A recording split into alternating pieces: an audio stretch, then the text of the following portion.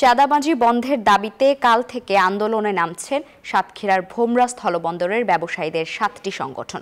তাদের অভিযোগ, নিয়ম বহির্ভূতভাবে C&F এজেন্ট অ্যাসোসিয়েশনের নামে ভারতীয় আমদানিজাত পণ্যবাহী ট্রাক থেকে ২০০ রুপি হারে চাঁদাবাজি চলছে।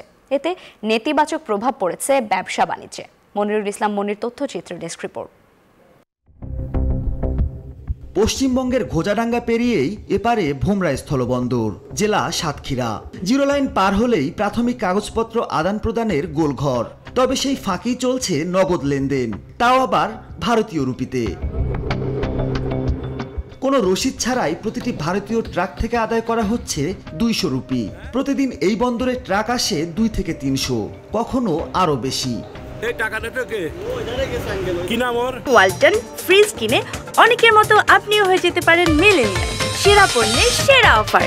২০২৩ সালের ২১ জুন থেকে ক্লিয়ারিং অ্যান্ড ফরওয়ার্ডিং এজেন্ট অ্যাসোসিয়েশনের নামে চলছে এই রুপি আদায়। সেদিনই ভারতীয় ট্রাক ড্রাইভারদের কর্মবিরতিতে কয়েক ঘন্টা আটকে থাকে আমদানি রপ্তানি। নগদ টাকা না মিললে নানা হয়রানির শিকার হতে হয় বলে অভিযোগ ট্রাক ড্রাইভারদের।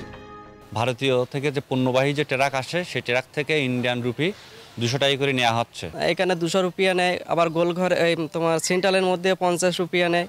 সে চাঁদা নেওয়ার কারণে আমরা আমদানিকারকরা অনেক ক্ষতিগ্রস্ত হচ্ছি এবং দেশের ভাবমূর্তিও ক্ষুণ্ণর সাথে সাথে আমদানি পণ্যের দামও বেড়ে যাচ্ছে। এ নিয়ে আমদানি রপ্তানিকারক অ্যাসোসিয়েশন নানা দপ্তরে অভিযোগ করলেও কোনোই লাভ হয়নি। গত ১০ মাসে কয়েক কোটি রুপি চাঁদাবাজির অভিযোগ তুলছেন ব্যবসায়ীরা। ভোমরা স্থলবন্দরের 0 পয়েন্টে C&F এজেন্ট অ্যাসোসিয়েশন নামে যে ২০০ রুপি করে চাঁদাবাজি হচ্ছে, আজ ৮-৯ মাস ধরে আমরা সরকারের বিভিন্ন দপ্তরে বিভিন্ন জনপ্রতিনিধির কাছে ধর্ণা দিয়েছে। C&F এজেন্ট অ্যাসোসিয়েশনের ভারপ্রাপ্ত সভাপতি অবৈধ অর্থ লেনদেনের ঘটনা স্বীকার করলেও বলছেন তার নিজের কোনো সম্পৃক্ততা নেই।